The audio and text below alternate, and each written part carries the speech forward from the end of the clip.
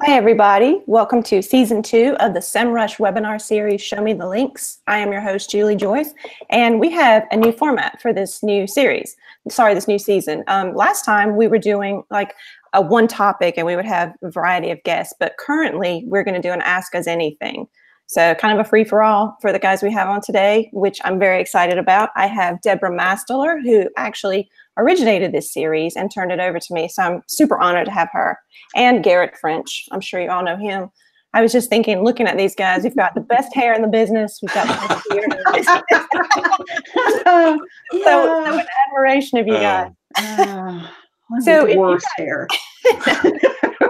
It takes time. It does take time, but how long does it take you, Garrett? it's worth it. It's worth it. It takes me 0 is really honestly all it takes. Okay, now I'm ready. Well, do you guys want to just introduce yourselves to everybody? Debra, you want to start with this? Oh, sure. Hi, I'm Debra Mastaler, and I am in Northern Virginia, actually about 20 miles from downtown Washington, D.C. I have a link building company called Alliance Link. We were just talking before the show started. I've been in business for 18 years with Alliance Link. Just unbelievable how much time and how fast it goes by. I specialize in media outreach in the way that I build links. So that's kind of where I come from and my angle on most things. But I thank you for having me and just say, yay, Julie has done so great with this webinar. Yeah. I'm really glad to see it has grown and done so well. Thank you. I'm very excited. And Garrett, I guess is this your second appearance? Yeah, thank you for having me back. Sure. I appreciate it. Yeah, I got to speak previously on building links with very little money, which was an interesting program for sure. It was a lot of fun. Mm-hmm. So I run Citation Labs and another agency called ZipSprout. Both of them are link building. Citation Labs is general. We do have a specialty, I guess, in building links to money pages specifically. Typically working at what we think of as larger scale, 20 plus links a month. 250 is about our outside when we start creaking at the edges, and then on the ZipSprout side, the specialty is local, but with a key emphasis on sponsorships. So sponsoring local events and local organizations, and not just for links, because there's a lot more benefits with sponsorships than just the links themselves. But don't let me get started on that, because I'll talk the rest of the program about it. And I don't think anybody has any questions about that. So just grab the wheel, somebody, or else I'm going to keep going. You are so funny. Well, you know what? The first question is actually about local links. If you want to take that, it's, can you rank well locally if you don't have local links? Oh, I think so. I think it's definitely possible, but I think you can rank better well if you have links. But yeah, I mean, I think it's going to come down to what does the competition look like. And okay, also, I'm not a local SEO, so I think if you have all of your ducks in a row. And I couldn't even list off the items that you need to have in a row, or what the ducks are. But you've got, if your local is tight, or if it's tightened up, and you've worked with someone who knows what they're doing, I think you can definitely rank without local links. Right. Yes. Debra, but you should get links. Definitely. Debra, no, I think Garrett got it. I would agree with that. Okay, thank you. So how do you make your outreach stand out today, considering all the emails we all get every day? I think we've had this question a few times, and I always think about it too, because I'm doing all the outreach. And how do you get those emails open? Debra, do you want to start with that one? So I have always found in using email outreach that a couple of things make a difference. Generally, one, if your email comes from a person instead of a company, we seem to have better open rates. If your subject lines include the name of the person you're mailing to, so if I have a subject line, it would be 6 or 8, 10 words long, and it would include the name of the person, the guy or gal that I'm sending the email to. I think having a point of commonality sometimes too in email lines, subject lines helps. If you can very succinctly make it known that you're sending something on someone else's recommendation that the other person knows. And then I stay away from some things like stupid words. Anything that talks about, I think that are, and I mean stupid where I say that frivolously, but talking about things like confirming and condemning negative words, sometimes using the word awesome, it can also be a turnoff. So just try to use 6 to 8 words in my subject line that the person that gets the email is either kind of half expecting it or makes it look a little bit legit. The last thing I'd say is I tend to send email for outreach campaigns midweek. Tuesday and Wednesday seems to work better for me than the rest of the week. And I happen to know that people sit at their desks and check their emails either first thing in the morning or at lunchtime. I'm assuming the rest of the world works like I do, but when you talk to people in general and read the studies, first thing and after lunch seem to be the good times. So kind of know and understand when your email rates are being opened. You'll want to test them and watch and take all of that into consideration, when you're setting up your email campaigns. Yeah, and I never think about that. But then I think of, sometimes when I get back to people, I actually say, you caught me at a great time. Yeah. Because lots of times I might get an email and I forget, I don't have the time to respond.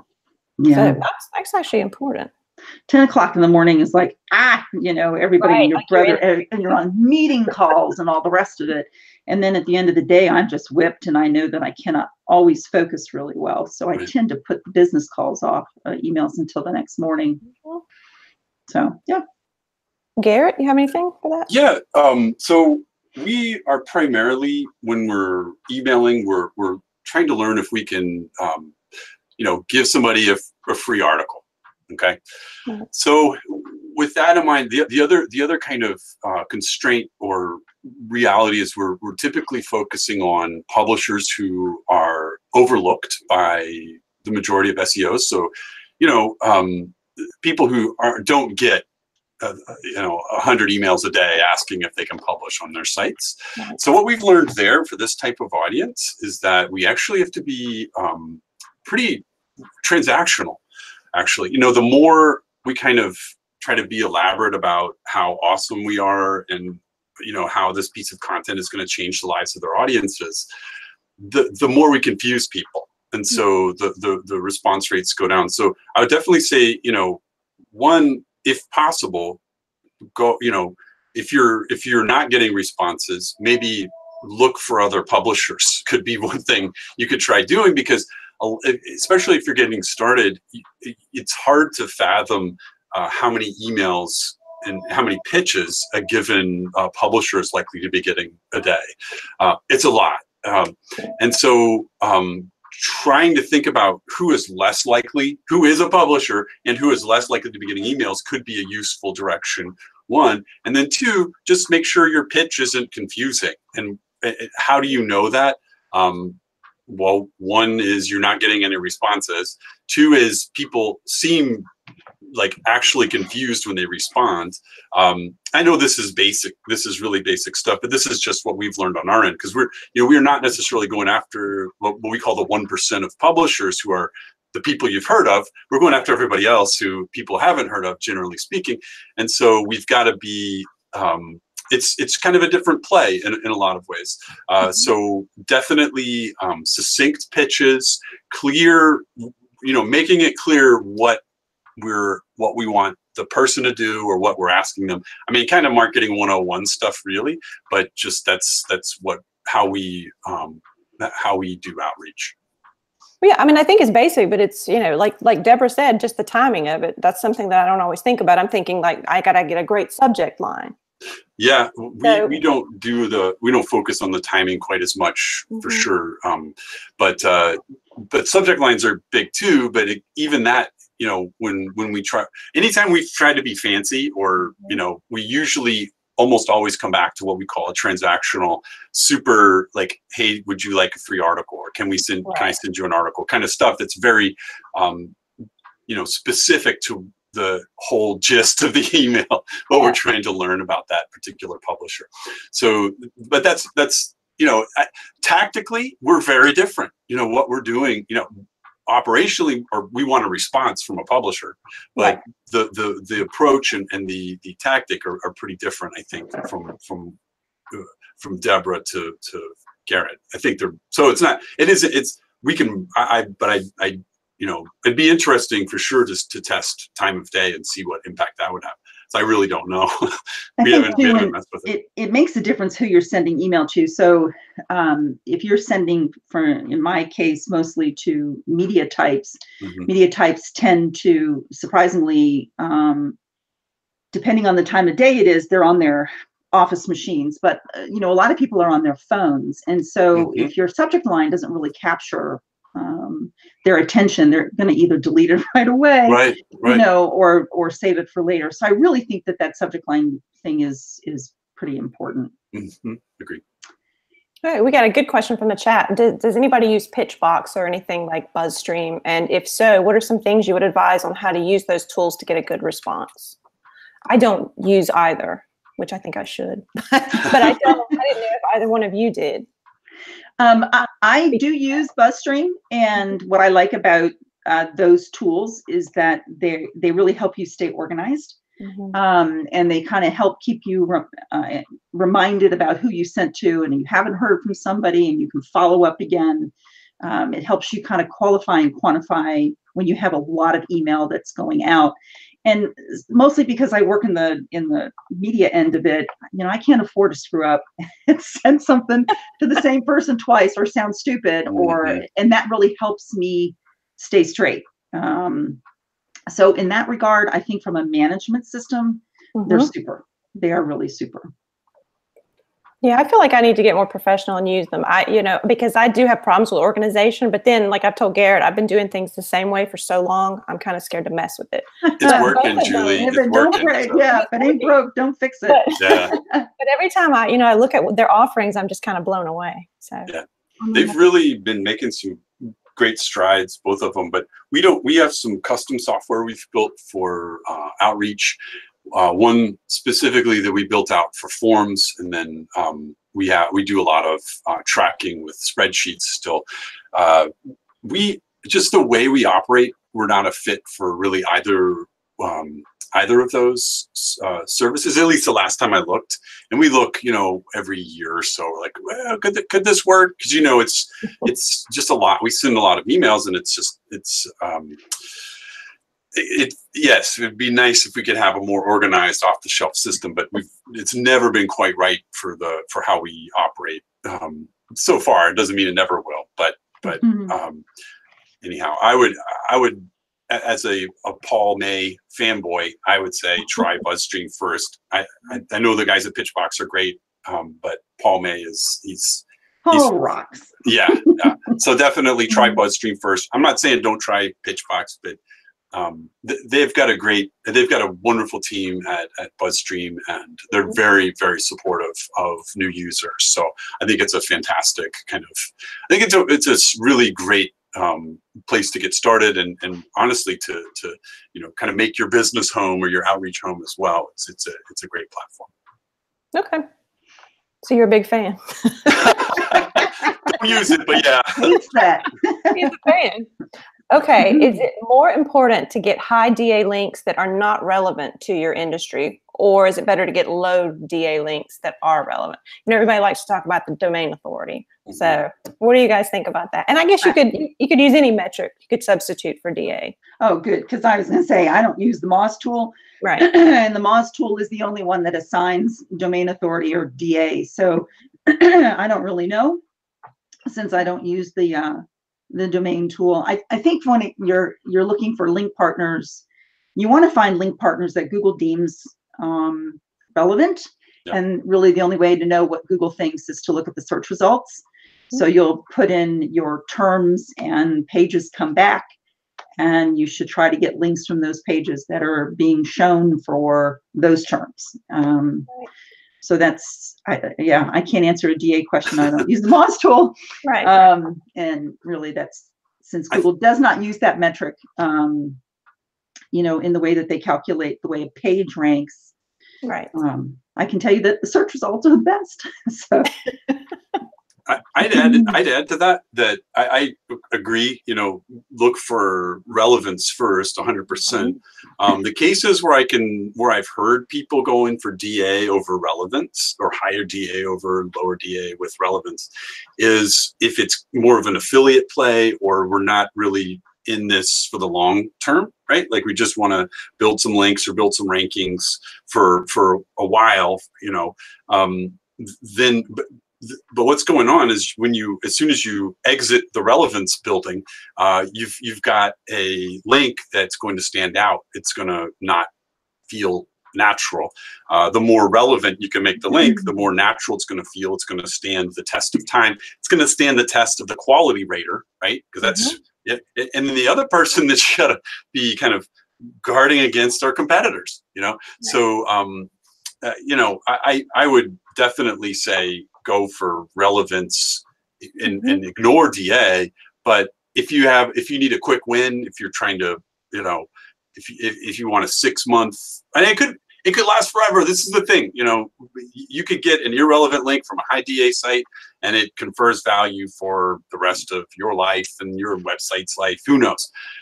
It can happen, but it's a little riskier potentially. And then I would also just say, if you're comfortable taking the risk, why not just do both of those kinds of why would you choose one or the other? Just go for both. That's a good point. If I don't know what your budget is or how you're deciding, prioritizing, but why would we not get both of them if you're comfortable with taking that risk of essentially an irrelevant link? Right. So, yeah. And I think your potential for traffic is obviously going to be lower on a site that's, you just slap in a link that doesn't mean anything. Totally. And it's probably easier for competitors to get there because you're probably paying for it. If you've got access to a high DA site and it's an irrelevant link, I mean, my gut is you're paying for it. Yeah. Right. And then what do your competitors do? Just come sniffing along behind you and let's buy our way over there too. So that the relevance is more work usually, and often that means it's going to be more of a barrier to entry for competitors. So there's a case for them, absolutely. But I would definitely say, well, do both if you're going, but anyhow, but if you want to stay safer or safest, just go for relevance. Yeah, I would agree. And Garrett, you and I talked about broken link building a little bit last week. So we have a question about, do you have a lot of success with broken link building? I still love the tactic. It's rarely a great fit for a website. It's a great fit if you're in like the mental health space or in any kinds of spaces where the links and resource pages were traditionally and still remain kind of a collection or an aggregation of the information about mental health. So one is like suicide prevention or addiction or PTSD. All of these types of mental health issues have huge bodies of linkers. And so if you're working in these kinds of spaces and you have content that's relevant to these kinds of topics, or if you can create it and it's on topic enough for your brand, then it can work. But so I always liken it to, hey, if you go to the flea market, you can't have a shopping list. You're not going to know what you're going to find there, right? So you kind of have to roll with what's there. So that's what broken link building is. You never know what's going to be broken, and then you basically have to make what you find work. And there's what I see. I don't come from an SEO background. I mean, I work obviously in the SEO space, but I don't do SEO work. I don't do keyword research. I don't really know it.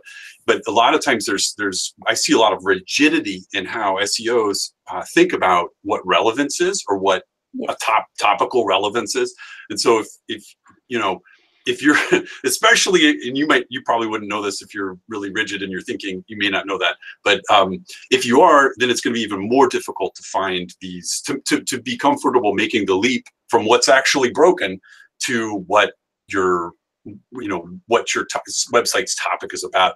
We had a guy who was using a tool we built for finding broken links or broken link opportunities, who was working in the avocado space as a topic, and then he found something on the USDA website that was broken, and it was just, you know, outrage. Like, show me, what does the USDA have to do with avocados? You know, just how could these even be in the, just, you know, really believe, and you know, what the page wasn't about avocados that was broken, but it was definitely about farming or gardening or something like that, about growing things. And avocados grow, but it doesn't, you know, that's, how do you have to have some flexibility around how you're going to connect the dots, unless you are, you know, you really, your focus is on like human health issues, where that's, and it's, or safety related things like house safety, fire, you know, tornadoes, horrible, usually the darker areas of human life, the human condition. That's where you find the most broken link building opportunities, and that's rarely a great fit for people, you know. And so there are edge cases we've seen. You know, we had this was almost more of a reclamation project, but we had a client who had purchased an app that, you know, fed into their main program, and they wanted us to reach out to all the links that this app had previously earned, because they gotten some news coverage, and asked them to change the link. I mean, that kind of stuff it worked great, but it's really more of a reclamation. But anyhow, it's from a scalability as an agency, I don't really love it anymore, unless we've got somebody who's, you know, an addiction client or something that's really specific and definitely has large pools of potential linkers. But outside of that, I think it's case by case, and I think really you need to have a kind of a process with it, where you're checking once every 6 months to see if there's anything new and dead in your space, and just kind of treat it as something you kind of, it's like cutting the grass, or, you know, like in my house, it's once every 6 months or so, right? No, you need to do it. I would look every quarter, maybe, just see what's newly broken. Is this an opportunity or not? And it's just what you're going to do all day if you're the in-house link builder or the SEO person. But it's not something that I would necessarily expect to build long-term campaigns around. And can I say a little bit more about broken link building? Of course. So there are these. This is what I think of. This is how I think about it. And I know that we can't edit this out, but so there are these creatures that specialize in, like, when a whale dies and it falls to the bottom of the ocean. I love watching nature documentaries. So there's creatures that specialize in eating whale fall. That's what they're called. They're whale fall creatures. And so it's more like, it's like you're kind of waiting for a whale to fall. It's with broken link building, you're just waiting for something big to go down. I mean, it happens. It really does. In the addiction space years ago, we did a big project where a website called methresources.gov died. And so we had an addiction client this was really a wonderful kind of circumstance to have happened, but you don't control what goes down. You don't control what dies, you know? So, right. Okay, I can stop talking now. Thank you for letting me speak so much about this. I didn't know I had so much to say about it. Thank you. No, I think it is great, because so many people, I think, that haven't really tried broken link building think it's like going to be a great thing, and they're going to get tons and tons of links, that they're going to find these great broken link opportunities, and they're going to reach out and everybody's going to do it. And I have never had that experience. It's been kind of like with you. It's like maybe one here or there that you see. Yeah. It's like unlinked mentions, you know. I always say, oh, you have unlinked mentions. Well, they're unlinked because whoever put it in there didn't hyperlink it to begin with. So, you know, your email coming in, it's not going to really change. Those things are minimal amount of success rate there. Yeah. So they're easy to scale, though. And so I think people, you know, on the unlinked mentions, it's easy to send a couple hundred emails, but yeah, the response rate is low. And honestly, what you're doing is you're creating a task for somebody that's already busy, right? Oh, yeah. And that's all it is. Yeah. And so, you know, really, and this is why in the broken link building side, someone's much more likely to update a suicide prevention link that's gone dead than they are to link to an update, you know, a mention of anything, because it doesn't matter that this old page that nobody sees has a broken link on it. Right. Now, if it really could be a life or death, like here's something on surviving a tornado, that is now dead on this page. Okay, that might get me off the sofa to go and change this link, right? So it's just the less kind of human, the farther you are from a human, human well-being, the less likely you are to get a link with broken link building. In my experience, in my opinion, there's going to be people who have figured out other tactics or approaches, and please say where you found it to work. I'd love to hear. But definitely, yeah. I mean, I'll go do it. So don't tell me actually, because I'll go do it. But anyways, that's just been our experience. Okay. Well, we have a question, Deborah. We were talking about this earlier about international links. Somebody was just asking, is there a difference in how we build links in the U.S. versus in other countries? Yeah, and I know you have some experience with that. I know, and I was very surprised at how different it is between the way that I guess the mindset they have in the United States and what's in Europe, and a lot of it is also regulated by legislation. So it is harder in some of the European countries to attract and to get links just because of I guess whatever their FCC rules are over there versus like ours. And that, honestly, those types of tactics, and I don't know if we wanted to get into all of this, but it's kind of detailed. The premise, the basic principles that work in link building in the United States, they work anywhere you go, any country they work. But you do have to watch in some of the European countries about linking back and forth. Mm-hmm. They're better about putting their disclaimers on, what can and cannot be done by country. But overall, the principles are the same. So, outreach is the same, trying to get media links and so forth. But overall, yeah, there are some differences with the countries, with how people link back and forth and what they can do and what they can say. It's been an education. Mm-hmm. Garrett, do you do any link building with any other countries? We have, but we don't currently. We did French language for a little bit. Not because of me, but we had a person on staff who was, fluent in French, and so and I can attest, we did, links and resource page link building, and it worked. We were able to get links, not at a scale or pace that the client was particularly excited about, but we did execute.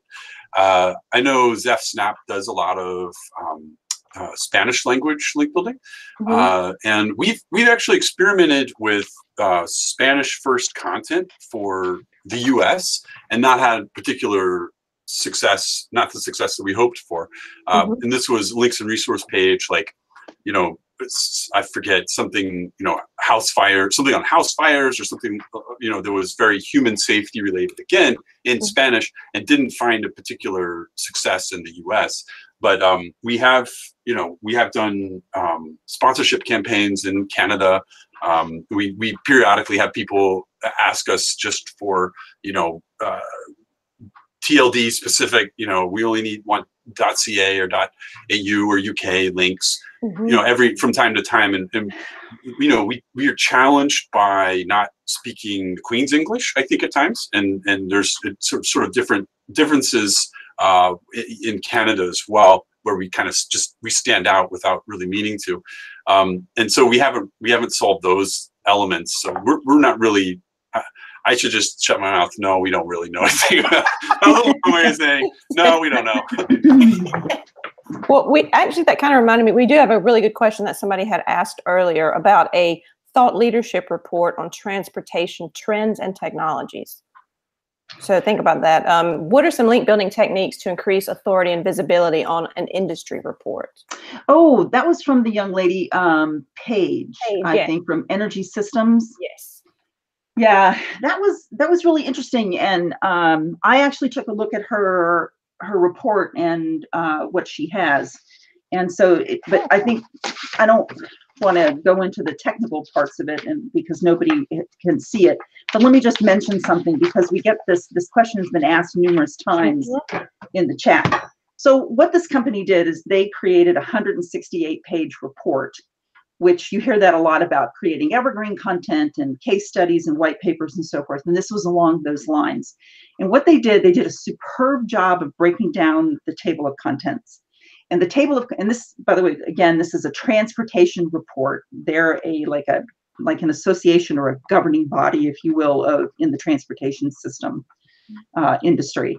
And so they were looking at lots of different factors in the way that it impacts transportation. And so I went through the first handful of them, and what came out at me, because living in DC, we have this issue too, is about bicycles and scooters, you know, these little electric scooters that they rent. And in the newspaper, they say that they're kind of a menace. I've never seen that, but they did a whole report, I guess, on the impact of bikes and scooters on the transportation industry. And each one of those topics, through the 168 pages of that report, were broken into chapters, 2-page chapters. That is perfect fodder that can be taken out by topic and expanded on, made larger, and used as content to be repurposed. We talk a lot about scale in link building, and people want to know about scale. How can they scale? And repurposing content is the number one, in my opinion, the number one way that you can scale in a document like that. What you can take out of it by topic and reuse it, repurpose it, just makes that scale process all the greater. And so into that page, that's what I would do with your document. I would make sure that it goes out to all of the industry media outlets that you possibly can. I'd also take advantage of that board of directors that you have on your website. You have some very impressive people on your site in the board of directors, and each one of them is a CEO or a COO of a company, which means if you include a quote from them or ask them for a quote, their PR people are going to push that, which in turn helps push your study. So use people that are attached to you or that are associated with you and around you. That would be my biggest piece of advice there, is to use your board to help you push this. But the second thing is take all of that wonderful content. It really is good. You lack some imagery. I think the report could have standed. Good We're God. Southern. The report could have used some data visualizations and some graphics more so than what you did. So take that piece of advice, and in each one of those chapters, create some more graphs and just embellish out your content and start sending them out as individual articles. Last thing I'm going to say is that all those people that are on your board, you know, they have blogs, I noticed, and they have news outlets. Start backlinking all of those sources and see who's linking to them. They're all transportation sites that are hosting information about your board of directors, because all of your board of directors are somehow connected with the transportation industry. So take a look at who's linked to them and see if you can't put them into a list and reach out to them also with your study. Study was real good. It was whoever did it, A+. If I was a link builder, I'd be all over that sucker. If I was working on it. But use what you have, and use the people that are already attached to you that have influence to help you get that out. That's excellent advice. And I appreciate Paige giving us an example like that, because I think it does apply to so many different industries. And Garrett, I don't know if you had a chance to look at it, but I think Debra's given a pretty thought. I didn't look at it, so I have a really glorious opinion that's not based on anything that's in the document. No, just there's so many sort of infographics and data studies that are still kind of happening these days. So trying to find the marketers who are doing big data studies and kind of pitch them the data you found. The other would be, along those lines, is do a handful of kind of infographic-y type pieces that utilize the data, and then if it gets picked up or covered, I'll mention that the data itself is open source, or it's available, just the numbers. And maybe it isn't. In Paige, I'm sorry if I didn't read the document, but it's finding who is using this data, who is already citing data like this, and then how do we get this data in front of them. And it's not just going to be the media. It's going to also be people like a Ross Hudgens or a Neoman, a Fractal, who are doing this kind of big data study kind of work. So you want to be able to rank for data on what scooter accidents or, something like that. Okay. There's your free advice based on Paige is getting a lot of advice. Yeah. So he's very sweet. So, okay, moving on a little bit. What do you think Google thinks about scholarship links? I still get a lot of clients that want to do this. They want to offer scholarship and have people link back to them, and it's not really that relevant to anything. Do you guys think that's still a good tactic? Or do either of you even do that? I mean, we still periodically see people requesting it. Mm-hmm. It's one of those, like, I don't know what it does, so I haven't, I don't know that it necessarily provides value or doesn't provide value. I've had a lot of folks say, hey, wouldn't it just be real easy for Google to look and see if the inbound link says the word scholarship in the URL or in the title, and we just ignore that. I mean, sure. Does your scholarship help you get more customers in some way? Then I don't know how it would, but then, or does it, are you genuinely trying to give back to an audience? Are you going to do a press release around it? Is it specific for a city? There could be some ways to freshen it up a little bit and get some visibility around it. But as just a straight, this is what we're doing to build links as scholarships. I mean, if that's all you're doing, I wouldn't expect it to have a whole big impact. I would, I still think do it. If it's a relatively low cost and you help out a student, a couple $1,000, that's not but it shouldn't be your only, should it be really considered a link building tactic? I mean, nah, I wouldn't, I never recommend it. If you're doing it, I would, make sure you're doing other things too, which is what I would say. Right. Debra, what do you think about this? I'm not a fan of doing one-off stuff. So, all the stuff like scholarships and sponsorships and all, it's usually a one-time gig. And a lot of times those links will disappear because, the event is over. So they redirect the page somewhere else. For me, it's not, it's not anything. I don't, like Garrett, I don't think you should not do it. I mean, if you can, it's easy and you have it set up and you have a pathway already put to who to send it to. That's one thing, but going back from a local standpoint too, a lot of that stuff is done locally or topically.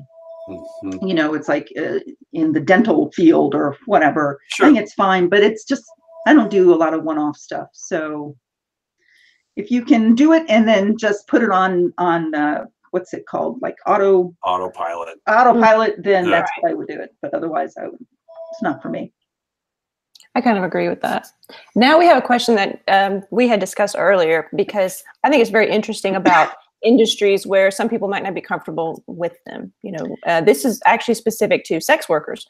There's a website that apparently helps sex workers retire easier, or gives them tools to maybe say get out of the industry or something like that. And, it could be an industry, a lot of people, they don't really like it. So you could say that about a lot of industries. So we just wanted to talk about how can you build links for that kind of a site where some people are uncomfortable with the premise of it. So just a little more, Julie's being really nice. It was a great question. But we do come up against this, as link builders, we get asked a lot about adult industries and other industries similar to that. So for me, here's the thing. If there's a Wikipedia page on the topic, then that means that there is interest in the topic. And that means that there are resources and both external and internal resources on it. Mm-hmm. So I would advise the person that asked about that topic about the sex workers, if you type that in, you will find that there are quite a few pages on Wikipedia about that subject. Mm-hmm. And there are sources on there that you can go to and backlink and look at where they are linking to and who is linking to them from a media standpoint and also from a human interest standpoint. Mm-hmm. I think you will be surprised when you find that. Second thing is about the adult industry. In any industry for that matter, there are awards that are given to any industry. It doesn't matter. How to tie your shoes industry. Somebody's given an award out there. And it's even the SEO industry. Absolutely, that's everywhere. And so I would advise you to go to any site that issues awards, any kind of award, and look to see who's covering those awards, because awards are usually only done to garner attention. And that means that somebody's giving them attention and covering those awards. Take a look at who's doing the awards in those industries, and you will find media outlets to cover content, special and human interest content. And my last piece of advice is, and this is for anybody, anywhere, Monday through Friday, the stock market is open, business is open, crazy presidents are tweeting. Their life goes on Monday through Friday. Saturday and Sunday, kind of quiet in the media world. And so if you are creating media and you want something to go out, you will have an easier time getting your foot in the door with a journalist if you recommend that it could be run on the weekend, or it could be run in some content or some section of a paper or a magazine that's focused on the weekend. And you will get your foot in the door that way. Promise you it will happen. And also cable news channels. Cable news channels are one of the most overlooked and underrated news sources out there. They are constantly looking for fodder. So regardless of where you are, they go out there. And 99% of news channels, both local and national, have a website. So, look into getting into those elements first, kind of build your way up before you try to go to the Wall Street Journal with your content. Oh, very good advice. Garrett, do you have anything to add to that? For the sex workers, I'm going to backtrack. It can be any industry like that too. I'm going to backtrack on scholarships. Because look, if you're genuinely, if your organization helps sex workers into a new career or a new pathway in life, right? I mean, scholarships kind of make sense here. I mean, they actually really make sense, right? So, kind of flip it around a little bit. And I think that's also something that could have some PR around it. Not every city's going to pick that up, right? So it's going to depend on the kind of how tolerant a general area is, or what the mores are in an area regarding sex work. But that certainly could be a kind of an interesting kind of take or play on link building. The other is, I believe, but don't know for sure, that there's a lot of sex worker related kind of events. They're probably national, but there's a lot of, I think, a lot of people working to make sex work safer, to make it as legal, to build in more legal protections for the sex workers themselves. So kind of finding a way to plug into that network, I think could be really important as well, just specifically for this topic. Adult, beyond, if it's adult entertainment stuff, I don't know. I mean, but the sex worker space is one where there are, to Debra's point, when there's a Wikipedia page about something, I think it's possible also that there's going to be links and resource type pages for that same kind of content. The other piece that might work well is if you have any data around, what these pathways look like post sex work. How are people kind of adapting to life afterwards, and what do people go into? If you have any data around that, you've got a treasure trove, especially if you can get it localized. I think so I would definitely look to what do we have, what do we already know, what do we specifically know, and I think there could be some opportunity from that type of information as well. Yeah, good points from both of you guys. I'll give you another question that we had submitted. So let's say you have the same article, you've got an article and you want to submit it to a bunch of sites that have a lot of articles on them. Should you submit the same article? Should you try to vary it? What should you do? And would you be worried that maybe that article site might outrank your own, which would be the original? Does that make sense? Is it who's got the same articles? Let's say one website has one article and they want to submit it to, say, 5 sites, 5 different sites, right? Yeah. What should they do to ensure that works well? 5 different articles would probably be good. I was going to say, don't do that. Would make it work better. Right. 5 different articles would probably be a better bet than having one article to 5 sites, is what I would say to you. And I think that, so we all have the questions too with Julie. The other thing that I think she said something about was just changing titles and stuff. I'm not sure that I would do that. The gist of the article is the same. It's just kind of repeating content. I think too, the 5 people that you give the content to might not be happy that somebody else has the same thing. So you might not ever get back there again. I wouldn't do that. I would definitely do 5 unique articles to 5 different folks. Right. And I don't think to answer the question, I don't think that change in titles is enough. Right. And well, Garrett, I would like you to answer that too, if you'd like. But also, then after that, maybe we can talk about scale, because we had talked about how we would talk about scale. We did tease that, didn't we? And then we haven't done too much. And we haven't done it. So. Yeah, don't send duplicate content to multiple publishers, and then make sure that each piece is, provides value all on its own that's different from the value that the other. So you want to say different stuff also. Ideally you're not saying the same thing, just 5 different ways. But if you are, make sure you say it in very different ways and you don't have anything that's kind of copied and pasted between them. I think that, and then go try it and see what happens will be the next thing. And then then brainstorm some other things you could try as well. Mm-hmm. Well, let's go back to the scale question, because we did talk about it. It is difficult to scale a lot of these tactics that we've talked about, and it's difficult. Like for my agency, people ask, can you take on 100 more links in the month? And of course, I can't, and they seem irritated that I'm not able to do that. But I don't know. I do myself have trouble understanding how to scale things while you still keep the quality really high. It's hard, and it's gotten harder as the algorithm changes constantly, making it harder for that reason. Right. I know the algorithm changes and whatnot, and I know that we like to think that they change because we're wonderful SEOs, but the reality is just, life changes, and there's so many pages coming in and pages going out and pages being linked to that it's a quality control for these folks. So scaling is really hard. Scaling content is even harder, because most of the time when people scale content, they send it away to be mass produced. And honestly, I don't know how you can do that, except within the case that we talked about earlier with the young lady that had the study that you were able to break down and use multiple pieces of that content. Most people also think about scale for one thing. Scaling, overall in link building is incorporating your social aspects, incorporating your media aspects. And by the way, we're talking about media outreach, not public relations. Public relations is something totally different than media relations.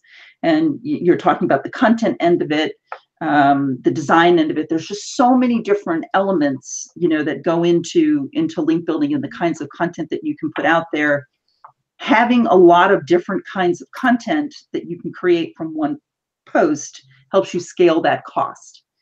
Infographics, if you look at that very simply, if you have a big infographic and you start cutting it into sections and using those sections as a piece of content, embellishing that, is scale to a point. Scaling content massively is it's difficult. It's really, really difficult, because you lose the quality factor. And the quality factor is what drives PageRank, frankly. So I don't know how you can really do it in mass and do it well. Yeah. You can have a lot of people, scaling, but really the idea about trying to send content away to have it created so that it's just, there's so much of, you just kind of lose it in the translation. So I think it's better to focus on creating a couple of big pieces and then looking at ways to reuse them and different tactics to use them, and then trying to create tons of little posts and, sending them out there. Scaling is hard. It's not easy. Totally get it about a cost factor and a time factor, but sometimes it will turn around and bite you in the ass. So I like the idea, like you said, of reusing content and having, something big. And I know Garrett and I both, we've talked a lot about how we do things, and we do things very similarly with the manual outreach and, trying to keep it pretty targeted. And so I know it really is difficult for me to figure out how to scale anything. So I just kind of, like I said, I keep doing what I've been doing. But Garrett, I mean, have you found any success in trying to get more links? Because that's kind of what it seems our clients want from us specifically. Yeah, it depends on, I think there's scalable tactics. So we talked about, scholarship link building. It's not scalable forever, but it's repeatable. And it's just, you create you have a scholarship page, you've got the funds set aside, and you can execute on it. And that's a very easy thing to train. We do where we're primarily called in is building links to sales pages, to money pages for our clients. And we have found scalable approaches, and we tend to have specialized, very highly specialized roles within the entire process. Also, I'm fortunate that, I have a really, really good organized operations manager, because, I can only scale, I can only do this so far, right? Yeah. And so it really, I think hiring someone if you're going to really try to do more, first of all, you need a tactic that genuinely scales. You need to be working, if you're an agency, you need to be thinking about what are most people trying to get links to, and where do they, kind of want a lot of volume. And then, you're looking at for us, the real work is how do we justify links in a guest placement so that they feel natural. And that's where we have to do the most training with our editors is how do we help these links feel natural and not stand out. Yeah, it is. But that's how and again, it's a tactic, and it's not media relations. We're not branding something very specific for a client or demonstrating how thought leadery they are. No, we're getting a link to their Milwaukee dry cleaners page, like where they got all the dry cleaners in Milwaukee in one place, and so it's a lot less flashy. I could find a reporter to cover that though. Well, then we should partner, because I can't. I would say no, that's impossible. Don't even try. So now I'll say call Debra. But yeah, we definitely look at specialized roles, and really how it started. Kind of what I recommend when I'm talking with any team members. This is how I started, kind of divvying up the work. Was like, well, what do I like doing the least? And so that's what we kind of, find people to do. And I'll even tell my team members that story and say, hey, look, what do you really dislike doing? Let's see. But really what that's about is how do you line up what you enjoy? And I presume that's going to mean you're good at it and you're able to do it at a larger scale or a faster pace or what have you. Now, you're not going to like everything, and that rule doesn't work. It doesn't work, ad infinitum. Somebody's going to have to do it. But, that's definitely how I started kind of getting work off of my plate. And I think you can think about it from I know then a lot of scale is training and having very clear-cut tasks. And that's not well suited to the kind of media type work that Debra's talking about, where you really have to where each project is fairly different from the last. It is. And so ours, we have less variability in that regard, because a money page in one vertical can be fairly similar to a money page in another vertical. It's just different audiences, different things to talk about. But we don't have to, have a real blockbuster concept at all, and we're so that's another reason why I think when we talk about is scale possible, I think a lot of it is tactical. It's and I don't even know if I always get tactic versus whatever the other thing is, strategy confused. I'm probably saying the wrong thing, but anyways, whichever one it's supposed to be, if you do that one right. No, strategy is thinking, tactical is doing. There we go. I'll forget that in 15 minutes. But yeah. So if you have a lot, if the strategy is highly variable, then I don't think that you're going to be as scalable. Though certainly, again, I'll go back to your neo moms, your siege medias, your fractals. they're repeating this big kind of data-driven kind of piece over and over. So there is repeatability. So I've just never figured it out. So there is, it is possible to scale these, even strategy-driven type work. Yeah. It's possible to scale it. But I think, again, you're specializing in a type of publisher, right? So I call that they focus on the 1% of media. We focus on the other 99% that everybody ignores because their DAs are too low, or they're just not DA 60 or whatever. But they're relevant. That's more where we work. And so I think it depends, and I think it's possibly possible, but I don't know for sure. But I could keep going, but I won't. So no, well, let me say this though to that is that the number one tool to use in scale is your email. So when you have collected email addresses because you've put collection points on all of your content, so, like you have to put your email in before the content will be shown to you. You've started to collect emails. If you don't have that, you can purchase them from someone. There's lots of ways to get emails and email lists. And your email lists are your number one way to scale, because you're going to create something hopefully wonderful, put it on your site, and you want to draw people to it. You can set an email list, set an email blast. It will personalize the name of the person, dear Susie Q, and send it out. And then people will go to the content and look at it and hopefully link at it. And that's the number one thing that you have to do with any link builder. You should have email capture on everything you're doing and build out those lists so that you can send that stuff to people first without having to do a whole hell of a lot of work. That just makes sense. So your email list is your number one tool when it comes to learning how to scale and doing scale work. So however you can get your hands on those little email addresses.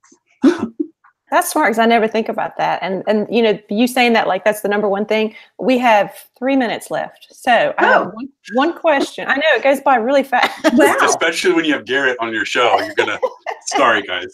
Oh, it's great. We had a question from Rebecca, who basically says she's a one-woman shop. She knows link building is important. What is if she has time to do one thing in a week, what should she do or what should she not do?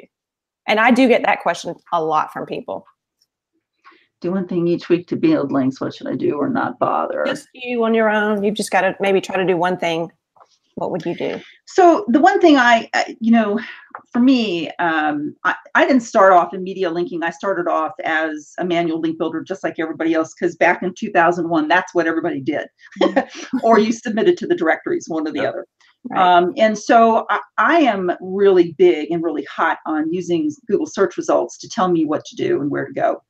So if I put my keywords in every week, I take a look first to see, where my site is in placement to who is ranking. But then the people that are ranking ahead of me, and especially the people that are ranking behind me, I want to keep an eye on what they're doing. So I'm constantly backlinking their sites to see what new links they have amassed or gained during that week or 2 week period of time. And I said behind me, people always go, huh? People that are behind me are trying to get over me. And so they tend to be aggressive and they tend to be trying to do things and implement campaigns. And I can see it pretty quickly. Right. I can figure out right away who's doing what just by looking at their backlinks, by throwing something up in Ahrefs or Semrush. Or if you're using the Moz tool, which seems like a lot of people are because they're using DA, then that's what I would do. I would take a look at those backlinks and I would have those reports run every week. And to the person who asked earlier about the best reports, for me, the best reports out of the Semrush tool are their backlink reports. So take a look at that. Keep a look. Know who is linking into the sites that are ranking ahead of you and say a couple spots behind you, so that you can kind of keep an eye on what's going on. You find new sources, you find new tactics. And after about 3 or 4 weeks of that, you will see patterns.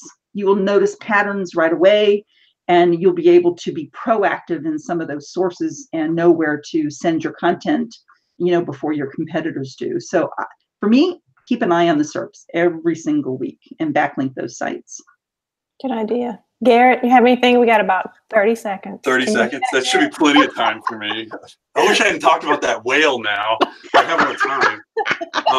Okay, so I think it's going to depend on how much time, how much is your client willing to actually do. If you have an active client, you could do a great job for them by sending them a list of people to email and like kind of a template, ask them to add this to this particular page, or here's a sponsorship opportunity in your area that you should go do. But if they're not going to do that, then and you have to execute on all the work, then you obviously there's a lot less ground to cover. And so you're going to have to do stuff that you can really pull the trigger on. So if they're not in the, the Chamber of Commerce yet, it's just going to depend on on what verticals you're working in too. But if they're not in the Chamber of Commerce, then you get up to that point where they have to put in the credit card, and you're like, you call them like, hey, okay, this is going to be great for your SEO in about 6 months. I need your credit card right now, $300. And what is it? So you're going to have to take that horse right up to the water and shove his face in the water. Is probably what's going to, I'm guessing, might have to happen. Now, so it's going to come down to, is the client willing to do some investment of time, and are they bought into link building? And if they're not, then you're going to have to find the smallest, easiest thing. It's going to have to be something that's paid. It's going to be a sponsorship for a Chamber of Commerce, or a membership in some association that is related to their industry, perhaps. But just something small and then they have to have an investment of cash. So it's going to come down to that particular client. If they're not willing to invest cash in link building or time in link building, then I don't know what to tell you at that point. Deborah, hey, what should you do? No, how do you get free links? Right? Julie, free links. How do you get free links? I'm sorry, guys. It's a joke. Julie, the next time you do one of these, you ought to do one on association and chamber linking. You could talk for an hour on how to use those two things, and Wikipedia on how to get Boku links. It's just amazing. You want to be on that one? Oh, sure. I'll put that little thought in your brain. Good. I like that idea. Well, thank you both so much for joining us. It's always so much fun, but it was especially fun this time, especially since you started the series, and I'm extremely happy to be doing it because it's a lot of fun. I did start this series. I started the series and then bailed on it. Well, hey, it's not great. So, sorry. I've had a great time. I appreciate everybody joining us, and we'll sign off for now, and then we'll be back next month. I've already got 2 good guests lined up. So I hope to see you guys soon. Bye, all. Bye. See ya. Thank you.